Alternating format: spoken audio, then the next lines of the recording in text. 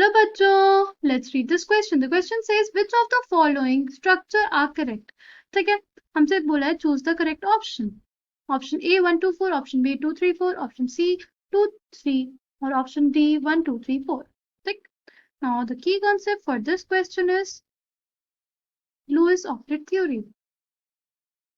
ठीक है, Lewis-Opted theory Louis ने 1916 में ली थी जब उन्होंने ये देखा कि जो हमारी नोबल गैसेस है वो बहुत ज्यादा स्टेबल है. ठीक है, और जो उनके आउटर मोस्ट इलेक्ट्रॉन्स है वो होते हैं 8. ठीक, तो इस वजह से उन्होंने ये बोला कि जो एटम्स या ग्रुप्स होंगे या मॉलिक्यूल्स होंगे वो हमेशा ये चाहेंगे कि अपने आउटर मोस्ट में 8 इलेक्ट्रॉन्स पूरा करें. ठीक है, चाहे वो बाय शेयरिंग हो, चाहे वो बाय लूजिंग और गेनिंग ऑफ इलेक्ट्रॉन्स या ट्रांसफर ऑफ इलेक्ट्रॉन्स के थ्रू हो.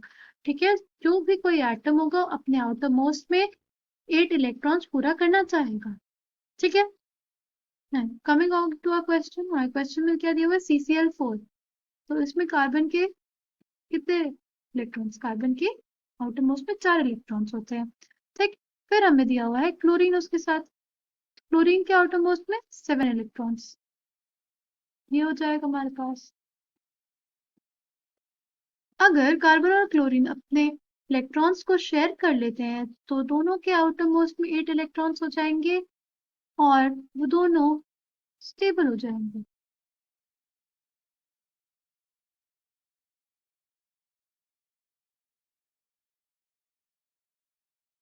ये हो गए 8 इलेक्ट्रॉन्स, ये हो गए 8 इलेक्ट्रॉन्स. ये क्लोरीन के पास है, इस वाले क्लोरीन के पास भी 8 इलेक्ट्रॉन. ठीक है, और ये हमारे ये कार्बन के 8 इलेक्ट्रॉन्स. ठीक है, ये हमारा स्ट्रक्चर हो जाएगा लुईस स्ट्रक्चर फॉर ClCl4. ठीक है, इन सबके आउटर मोस्ट में कितने 8 इलेक्ट्रॉन हो जाएंगे. नेक्स्ट है हमारे पास Cl2 मॉलिक्यूल. Cl है, एक Cl के आउटर मोस्ट में कितने इलेक्ट्रॉन्स?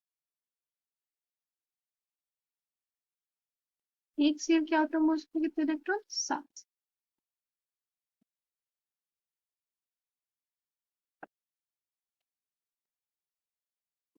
ठीक, अब अगर ये इससे बगल वाले Cl से एक इलेक्ट्रॉन लेंगे इसके 8 हो जाएंगे और ये इससे इलेक्ट्रॉन लेंगे तो उसके पास 8 हो जाएंगे. तो हमारे पास Cl का सिंगल बॉन्ड बन जाएगा. ठीक, नेक्स्ट हमारे पास कार्बन डाइऑक्साइड. कार्बन के पास कितने इलेक्ट्रॉन्स आउटर मोस्ट में? 4. ठीक है, और ऑक्सीजन एटम, ऑक्सीजन के पास आउटर मोस्ट में 6. दूसरे ऑक्सीजन के पास भी 6.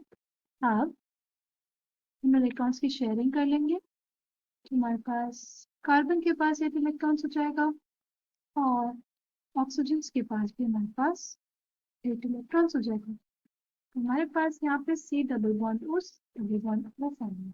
ये हमारा कार्बन डाइऑक्साइड. नेक्स्ट है हमारे पास H2. ऑक्सीजन के आउटर मोस्ट में 6 इलेक्ट्रॉन्स.